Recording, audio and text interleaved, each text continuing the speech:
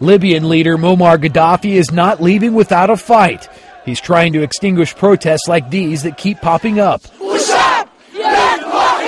Once again, people from across the country have poured out into the streets demanding the hardline ruler to step down.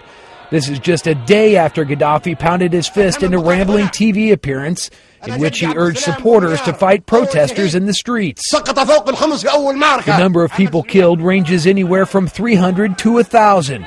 And residents say militiamen are roaming the streets firing their weapons. This amateur footage shot in the city of Tobruk and accessed from YouTube showed the military still has a heavy presence there.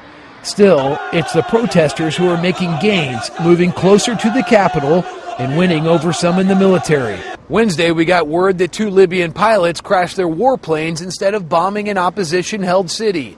The pilots parachuted to their safety, and the move is seen as further evidence that Gadhafi is losing control. However, unlike in Egypt, there is not a well-defined opposition group, and there are fears of what will happen to the country if Gadhafi is forced out. The risk there is as the regime disintegrates and falls, that the country perhaps also disintegrates and falls into different regions and different tribal groups. Some fear that will trigger a civil war, and people are fleeing into Tunisia, where they are begging the world to get involved. Please, we need the help. A mess, a disaster. It's just terrible. People fighting for their lives to get scrambling over people, pushing, shoving, kicking, everything. One mess. The U.S. is considering sanctions to put pressure on Gadhafi.